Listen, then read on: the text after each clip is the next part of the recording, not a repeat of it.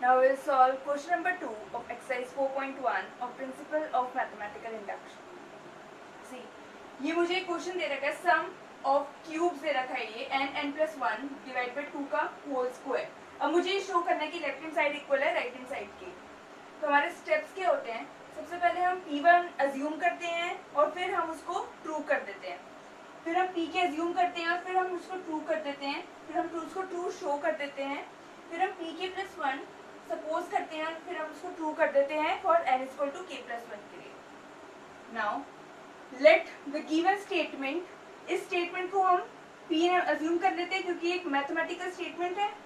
Now let us suppose that it is true for n=1. फिर हम n=1 के लिए शो करते हैं इसको. हमने प्रीवियस क्वेश्चंस में भी ऐसे ही किया था.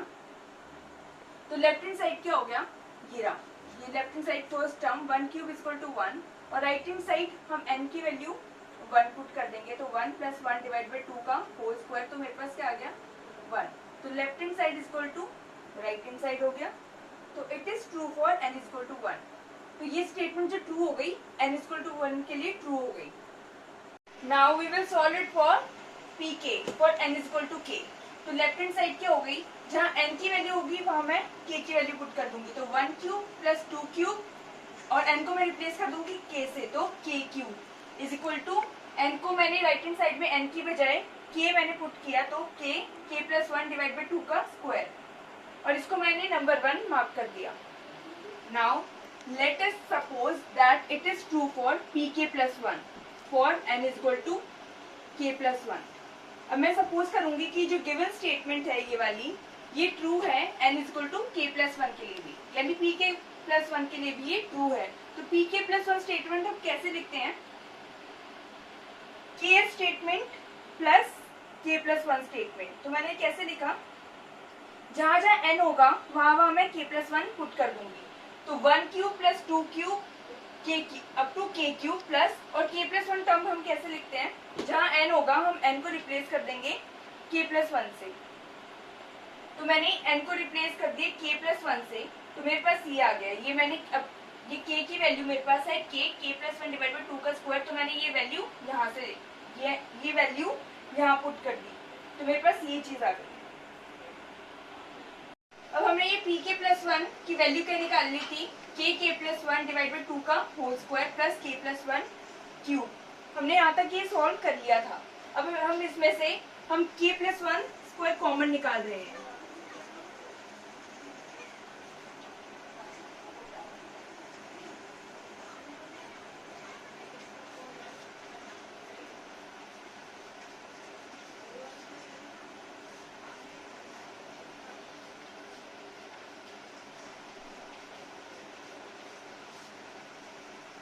जब हमने k+1 स्क्वायर कॉमन निकाला तो हमें ये चीज मिल गई.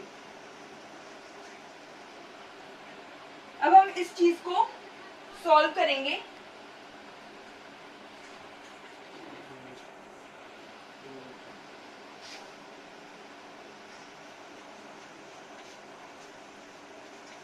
अब ये क्या है? इसके नीचे 1 होगा. जिसके नीचे कोई कुछ नंबर नहीं होता उसके नीचे 1 होता है. तो हम इसका एलसीएम ले लेंगे.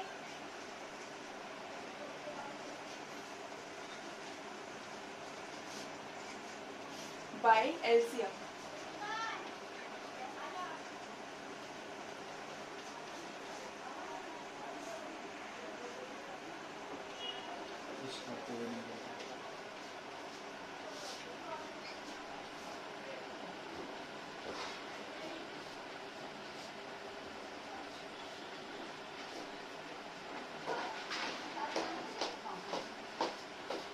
हमें सॉल्व करने के बाद ये चीज मिल गई. अब हमने यहाँ तक ये सॉल्व कर लिया था. बाय फैक्टराइजेशन ये चीज हमें मिल गई. हमें इनका प्रोडक्ट चाहिए होता है 4 और इनका सम जो आना चाहिए वो भी आना चाहिए 4. तो ये हमें ये चीज बाय फैक्टराइजेशन मिल गई.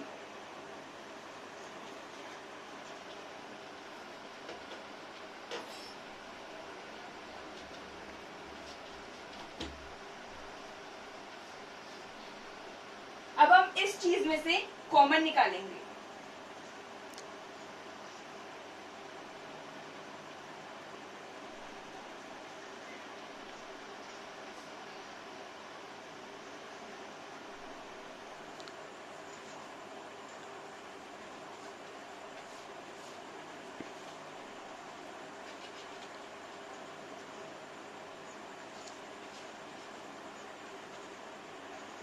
ये चीज सॉल्व करने के बाद हमें ये यहाँ तक हमने प्रोसीड कर लिया, ये चीज हमें मिल गई। अब हम इसको ऐसे भी लिख सकते हैं,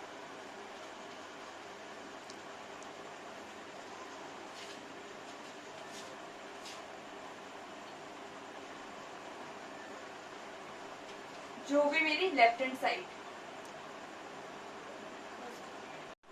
अब हम राइट हैंड साइड शो करेंगे। हमने लेफ्ट हैंड साइड हमने शो कर दी, अब हम राइट हैंड साइड शो करेंगे।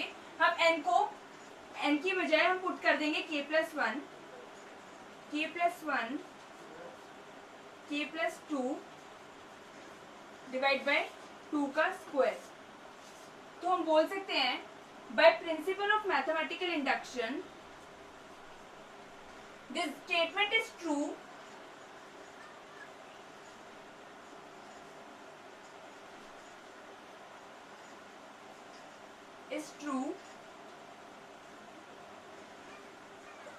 for all n belonging to n. Thank you.